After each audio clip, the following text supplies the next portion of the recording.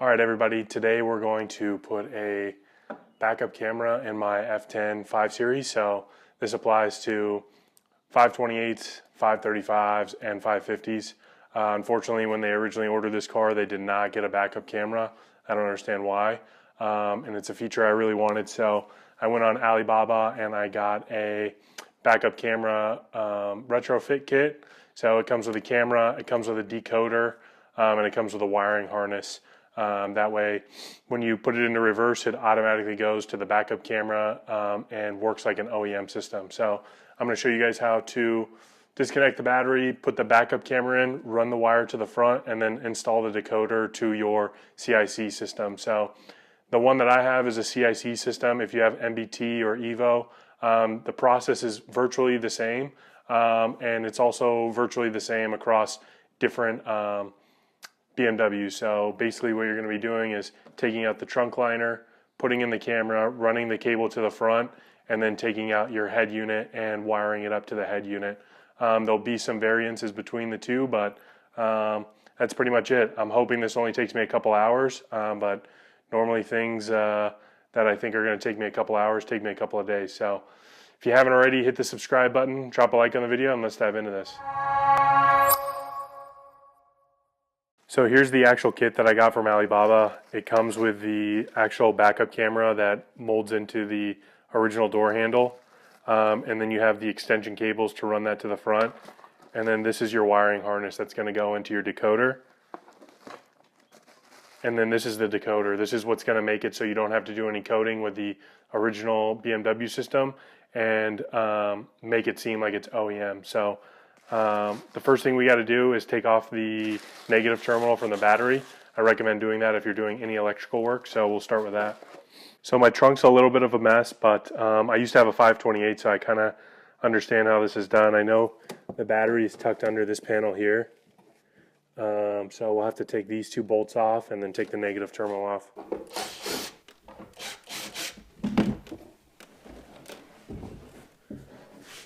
So once you're in here, it's probably a 10mm bolt is my guess.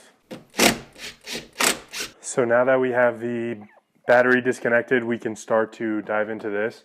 We want to take this off, and to do that, you're going to remove all the screws on here and remove this toolkit. There's two screws here that are covered in felt that are kind of hiding, but that'll get the toolkit out, and then this out, and then we can access here to get the actual handle out.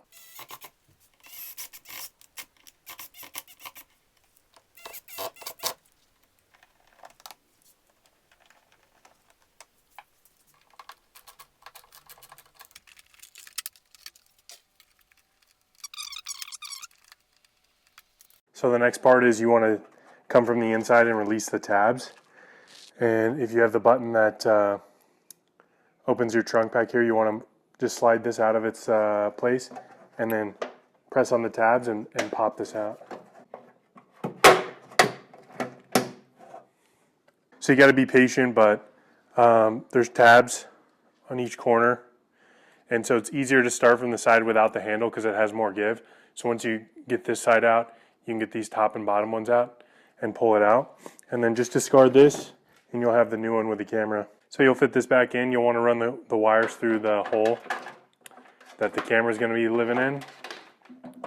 And it should just click into place. And then the goal will be to run the cable through this arm right here with the rest of the wires. So you can use like a clothes hanger or fish tape and just fish it through there. So the kit comes with an extension cord for the video cable and the power for the camera. So this is what you'll use to reach the front decoder. So to access the other end of this trunk arm, there's these push tabs that you just pull out. And so there's a couple of them throughout. And then you'll want to take the fuse panel, access panel off and pull that back so that you can run the wire to the back seat. So you want to take a hanger, but you want to make sure you don't damage the other wires, but you're going to run it through this arm. So once you get it through, you're going to have a yellow RCA cable and you'll connect that. Then you'll have the power extension. I cut down the power line so that I don't have to run it through there and I can just ground it to the trunk. But you'll twist these together and tie them up with a wire nut. So once you get the wire routed through the trunk and you're ground secure, make sure the wires are secured with zip ties or whatever it is, and then you can run it back here. And my car at least has this trigger here to fold the seat back. But once you get the wire down towards the seat, you can start putting this trim back in place. So I'm going to reassemble the trunk and put everything back together, and then we'll move on routing it down the side of the car.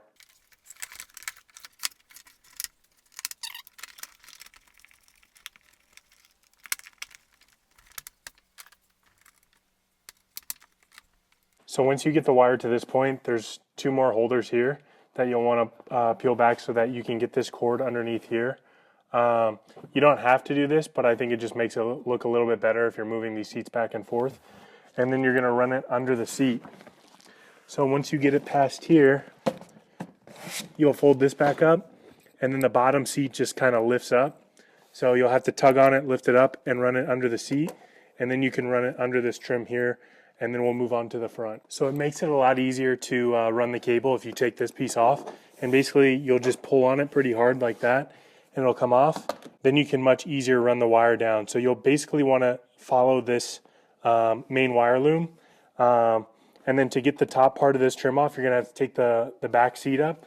And it's the same way. Just pull it up pretty firmly, and then you can run it to the front. So once you get to the front, you can work it under just by prying your fingers under this piece of trim here and creating a gap so you can tuck the wire in. From there, we're going to pull off this trim piece and this A-pillar trim piece. So once you get the cable to this side panel on the dash, you're going to slowly start to pry up on this trim piece, and you'll pry all the way up until you get to the start button. It'll come out in one piece, and there's 3 connectors.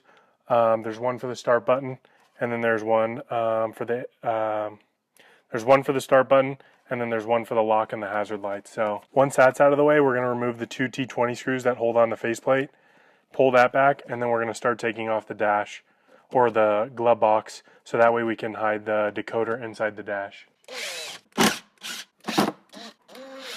So once you have the 2 screws removed from the faceplate, you can pull it back.